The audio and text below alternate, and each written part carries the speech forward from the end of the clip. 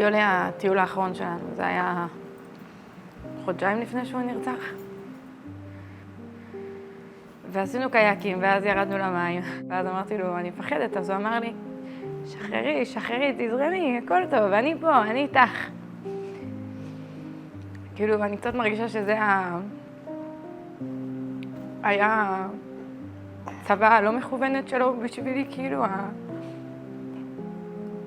לשחרר ושהוא דואג לי, הוא איתי, הוא יעזור בכל מה שאנחנו עוברים וצריכים לעבור עכשיו בכל המציאות ההזויה הזאת.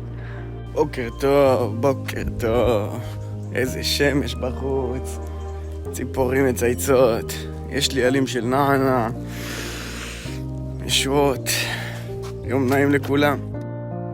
האמת שאני תמיד ראיתי את זה שהוא היה מסתכל פשוט ללב. כל אחד שהיה רואה אותו, כל אחד שהיה נפגש איתו, לא משנה איך הוא נראה, איך הוא בא אליו, באיזה דרך, באיזה צורה, היה מסתכל ללב שלו. לפעמים יוצא לי באוטו כשאני נוסע, ופתאום אני מרגיש שאני מדבר איתו. אביאל, לאן הלכת? השמש טובעת במים כמו שאני טובעת בך, לא תדע איך שמחתי בלילה כשבאת אליי בחלום, באור של נועם פניך ראיתי שטוב שמצאת מקום. 6:30 בבוקר אני מתעוררת בבהלה כי אני שומעת אזעקות מכל האזור. התעוררתי מאיזה בום מאוד מאוד עמום. הדבר הראשון שחשבתי זה היה עליו. אמרתי שאני צריכה להגיד לו שכשהוא טורק את הדלת של המקלחת, שיעשה את זה יותר בשקט כדי שאני לא אתעורר מזה. התעוררת מהבום הזה של הטריקת דלת. בעלי הוא קצין במשטרה, אז הוא באמת קם, ישר סוגר את החלון של הממ"ד וניגש לטלפון. תוך 3 דקות הוא אומר לי, מור, יש מלחמה. אני אומרת לו, מה מלחמה? הוא אומר לי, יש מחבלים בתוך שדרות, הם מתקרבים לכל מקום.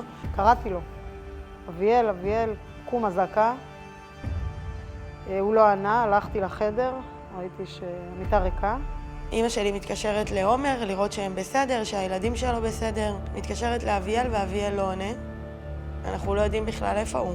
ואז עומר עושה את הבירורים וחוזר אלינו ואומר שכנראה אביאל היה במסיבה. ומאותו רגע נפתח חמ"ל בבית שלנו.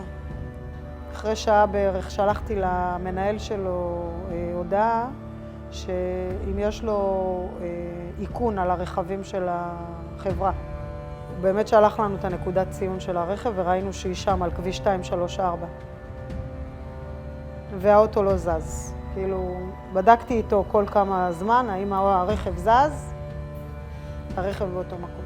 ואנחנו די אופטימיים עדיין. זאת אומרת, אנחנו בטוחים שאביאל יצוץ. אני זוכרת את עומר אומר את זה אפילו, מה אתם דואגים? זוכר לפני שנסעת כאילו, הוא תכף יחזור, הוא תכף יתקשר, הוא תכף... זה שקט נורא כזה. כאילו, שאתה מחכה שהוא ייכנס, אתה מחכה שהוא יתקשר, אתה מחכה שמישהו ייצור איתך קשר וכלום לא קורה.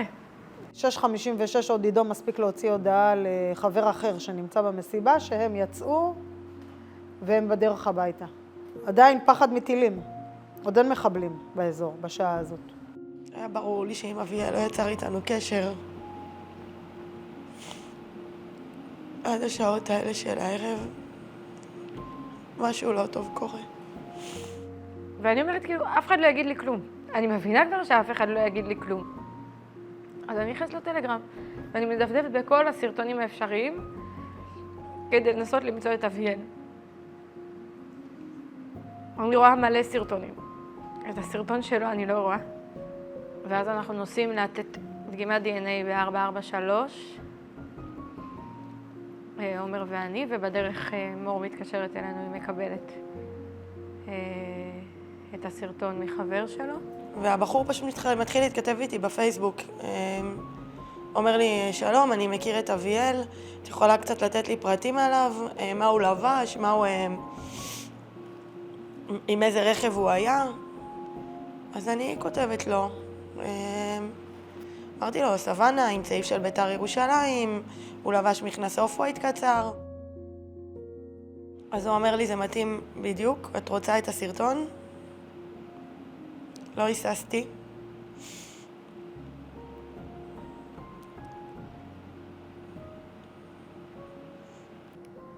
היא שולחת לי וישר רושם מתומת. אני לוחץ על הפליי בסרטון. אנחנו רואים את הבן אדם שבא לעזור לאנשים והוא מבין שהסיטואציה היא שכולם הרוגים. הוא עובר בסרטון ורואים את אביאל על הרצפה, 5 כדורים בגב בערך. קל זהות את אביאל. היה מספיק לי לראות את הכף רגל שלו כדי להבין שזה אביאל. ואז הוא נכנס עם הטלפון לסוואנה ורואים את הצעיף של בית"ר בין שני הכיסאות ורואים את עידו יושב ליד הנהג, עדיין חגור וזקוף, פנים מכוסות. זה היה מאוד מאוד ברור ששניהם מתים.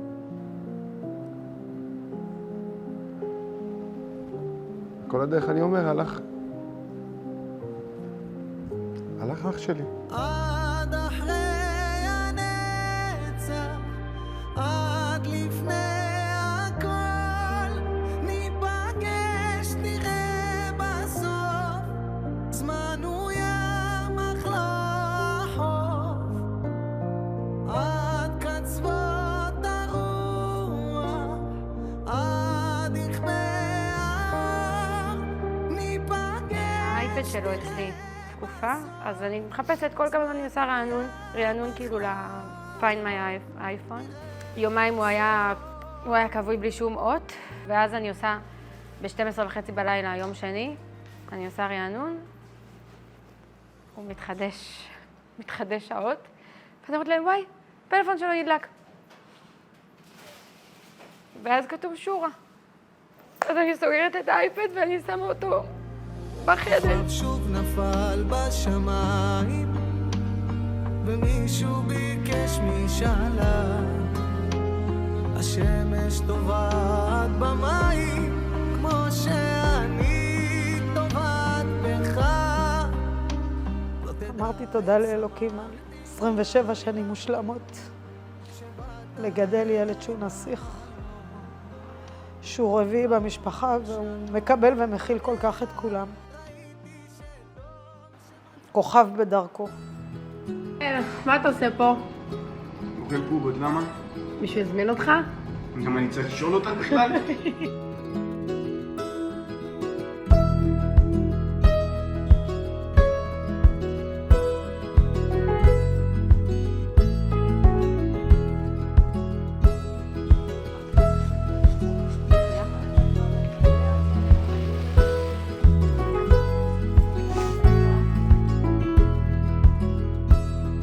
כשמכינים את הקובה, אז אפשר לראות שהמרקם הוא מאוד רך וגמיש, וכזה אביאל היה. רך, גמיש, לוקח את החיים בקלות, נהנה מהם, לא אכפת לו מכלום.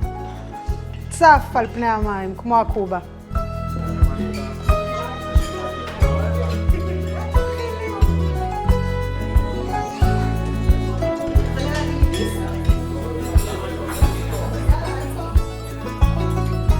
בתוך המשפחה יהיה קשה מאוד לשכוח ולקחת לו, זה את הדבק שבו הוא הדביק את כל האחיינים. הוא והעומר הביא לי פרחים ליום האהבה. כולם הסכימו שאביאל הוא העניין, הוא הכיף, הוא הצחוקים, הוא הטוב לב. והוא היה מגיע ופשוט מחבר את כולם. הוא היה מת על סלטים. אז 2 בלילה אני חושבת פה, 2 החדרים, והוא ישלח לי הודעה, ואני חדר לידו. אולי תכיני סלט. אני זה, לא, אביאל, אין לי כוח, אני צריכה לקום מוקדם וזה. בבקשה, נו, בבקשה, אני מתחילה. רק חזה, אני אעשה את השאר. איכשהו גם הייתי קמה. תמיד, לא משנה מה היה לי לעשות. אני זוכר שהוא לקח אותנו לזרוק את המוצאת שלי כשהייתי קטן. תמיד בערב שבת, אביאל היה בא איתנו לבחוץ. תמיד היה מפרק איתנו פלמגן, הקפצות. הוא היה בא אלינו כל פעם שהייתה יוצאת שבת, וישר היה מחפש מה לאכול ופותח את המקרר. אם היה לו טלפון עכשיו בשמיים, מה היית אומר לו נווה? שאתה מתגעגע אליו? תבין שקרה. הייתי רוצה שאותו יעזוב לו למעלה.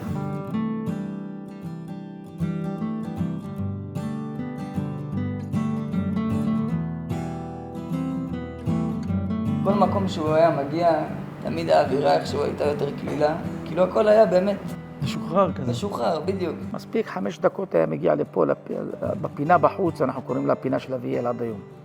5 דקות היה מגיע, לפחות 6, 7, 8 חבר'ה היו מגיעים, למה אביאל בבית. זה היה המקום שאביאל לי, פה, בפינה, פה. זה היה המקום שלו, היה מסתכל על כל מי שמגיע. והם מתיישבים סביבו, לאט לאט מצטרפים אנשים. מה שהיה יפה אצלו, אתה היית יכול לבוא לכאן, הוא מתקשר אליך, בוא אליי. היית רואה לידו ילד בן 16, ילד בן 33, ילד בן 40, וכולם באו לשבת איתו עם חברים שלו. עכשיו אני טסתי עם אביאל, טסנו לדרום אמריקה, וכל מקום שהיינו מגיעים הוא כאילו היה חי שם. קבוצה של אנשים שכבר מאוחדים וזה, ואביאל פתאום היה נכנס.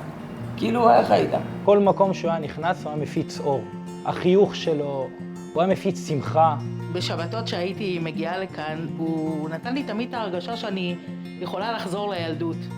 היינו משתתים ביחד, הוא היה פותח את המגירה של הממתקים, לוקח שוקולדים, לוקח ארטיקים, מחלק לכולם. לא היה מצב כאילו שהוא לא מחייך, גם כשלא היה לו קל בחיים. והיו תקופות כאלה. אבל השמחה תמיד ליוותה אותו.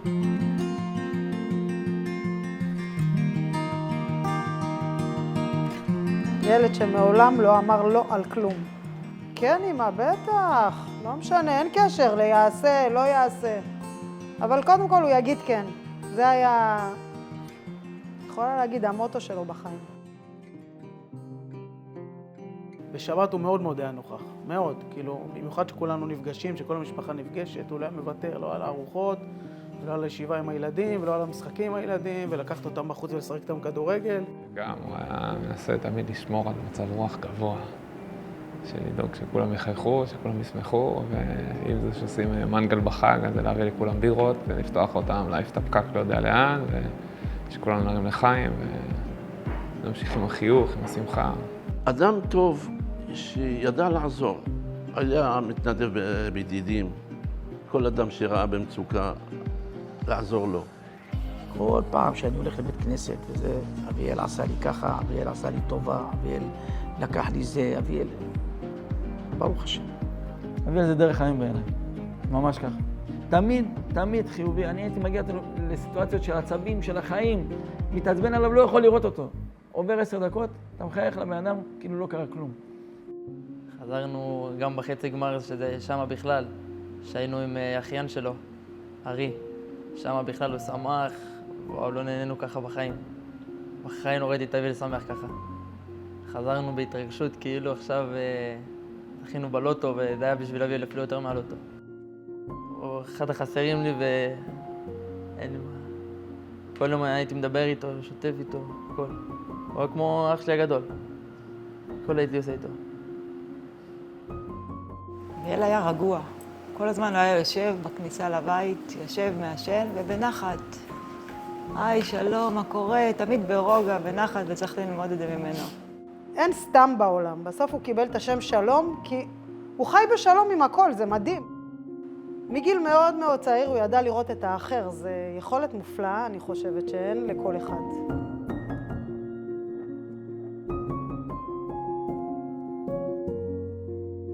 זה כזה הדברים הקטנים של הנתינה והלב והנשמה וכל הזמן עזרה. גם בעודו בחיים, שאף אחד לא דמיין שדבר כזה יכול לקרות, הייתי אומרת לו, הברכות שלך, אני מרגישה שהן עולות למעלה. הן היו כל כך בכוונה טובה וטהורות. הוא אומנם חי חיים חילונים, אבל הוא היה בן אדם דתי בנפש. כל דבר שהיה קורה, הוא היה משליך על אלוהים ומסתכל על הדברים באופטימיות. כאילו, הכל לטובה, ככה זה היה צריך לקרות. אני גם זוכר שהיה תמיד מניח תפילין ומקפיד על זה. כל יום להניח. זה לא משנה באיזה שעה הוא קם, זה לא משנה אם הערנו אותו קודם, הערנו אותו אחרי, הוא היה בא, מניח. אבל תמיד אמרתי לו, למרות שאתה חילוני, אנחנו אוהבים אותך. וזה שיש לך מידות טובות של בן אדם לחברו, בן אדם למקום שהקדוש ברוך הוא יסתדר. אנחנו אוהבים אותך, אתה מסתדר עם כולם, מסתדר כל כך יפה עם העולם. זה מה שהקדוש ברוך הוא רוצה שיהיה בעולמו. בסוף, הבן אדם לחברו, זה מה שחשוב. לא עוד סתם. בניצחונות. זה ככה, ככה. גם בכל. כל המגרשים. אני אהיה. ברגעים הכי קשים. גול. היחידה. לעולם לא תצעדי לבד, ללב נכנס, התאהבתי בך, יהיה מה שיהיה, שתדעי ביתר, אני אוהב אותך. כיתה ח' ט', אביאל איתי, לוקחים צעיף, לובשים חולצה של ביתר, יוצאים פה לטרמפים, מה שמגיע ראשון, בין אם זה טרמפ, בין אם זה אוטובוס, פשוט עולים, נוסעים לירושלים, מגיעים, אבל לא יוצאים שעתיים לפני המשחק, יוצאים מ-12 בצהריים, כאילו זה הולכים, היום יש לנו יום חג, וזה היה כמעט כל שבוע ככה. הוא היה מגיע ומשגע אותי בו למשחקים ולא זה, וכל פעם אני מוצא תירוץ אחר, לא זה. ובאותו יום שנפרדנו בעצם, אז גם זה היה אותו נוהל מהבוקר, אולי תבוא, זה בבלומפילד, זה קרוב אליך בתל אביב, קרוב לך לעבודה. יאללה, הרסתי את כל הדברים, רצתי מהעבודה ישר, רצתי לאצטדיון, ביתר ניצחו גם, שזה לא קורה הרבה, והוא התנהג כמו משוגע, כאילו כל גול שהיה הלך, קפץ על השחקנים, כאילו הוא רץ לתוך הדשא, קופץ עליהם. אנחנו עובדים ברמת הגולן. תשמע אורי, אני קופץ למשחק של ביתר, אני עושה לו, אביאל, איזה קופץ? אנחנו באלרום. אל תדאג, עליי, אני נוסע וחוזר. חזרה איזה 4 בבוקר. אני לא אגיד שהוא לא קם בבוקר, כי זה מאמין שכולם מבינים שהוא לא קם בבוקר לעבודה, אבל הוא חזר, הגיע לחסניה, הלך לישון. כאילו, ברמה עוד יש ביתר, כאילו נסע 6 שעות נסיעה בשביל משחק של... ניצחתם אותו משחק? אני לא... הוא היה בא לשחק כדורגל, אני בגר מושב רווחה, ויש לנו מגרש קט רגל, שהוא היה בין המובילים בקט רגל בקבוצה שלו, ואני שכן של המגרש. אביאל היה בא ונכנס אליי לבית באופן חופשי, הולך למקרר, מביא בירות, יושב, מדברים קצת. אני הייתי הולך לעודד אותו. הייתי אומר לו, אביאל, תעשה, תתחיל להיות מסודר, תשמור על כסף, תשמור זה. אז הוא היה אומר לי, יש לי דוד מחלוף, אל תדאגו, הכל מסודר. אני סומך עליו, הוא כל מה שאני צריך. העסק שלי היה נקרא צרכניית תימורים. עלה לי רעיון ושיתפתי את המשפחה, לשנה את השם, לסופר אביאל. התקנת השלט על שם אביאל, זכרונו לברכה. השלט, אני יוצא כמה פעמים ביום להסתכל, לראות את זה. אנשים נכנסים ואומרים לי, איזה יופי, איזה מרגש. זוג עברו בלילה אתמול, זה מואר, גם השלט מואר. אמרו לי שאיזה מרגש עברנו, ממש עד דמעות. מה הוא אומר לך עכשיו? מה הוא היה אומר לי? שחיים רק פעם אחת. אתה לא משנה מה קרה אתמול, מחר זה יום חדש. מחר זה יום חדש, ומחר אנחנו משיגים את כל מה שלא השגנו אתמול, אז מחר אנחנו משיגים אותו.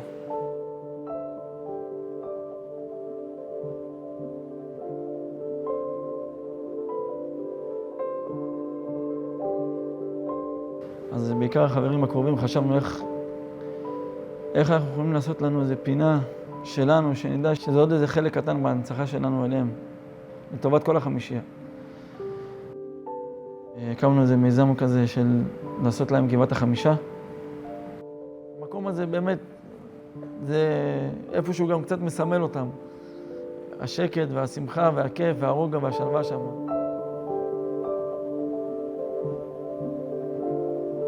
ועכשיו הם כולם ביחד.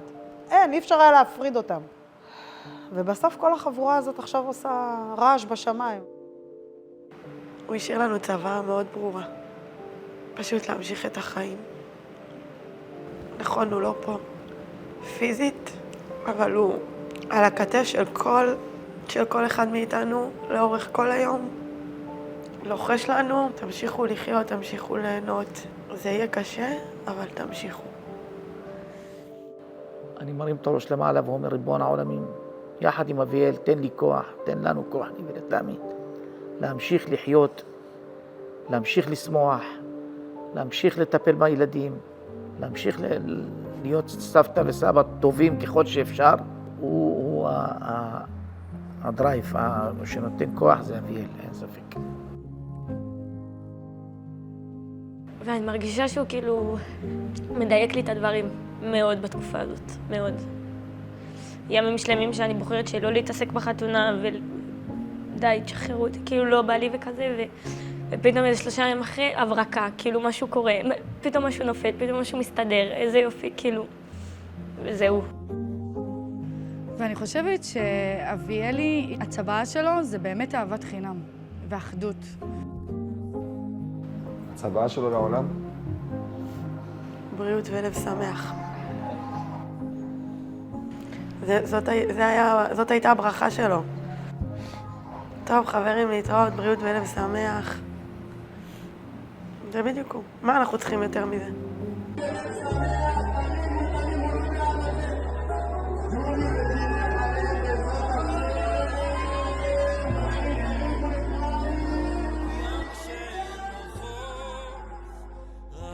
אני לא יודע באופן ברור מה הוא אומר לי עכשיו. אני מסתכל על המרת. בוא סיגר, בוא. סיגר, בוא. שאני לא אכנע בסוף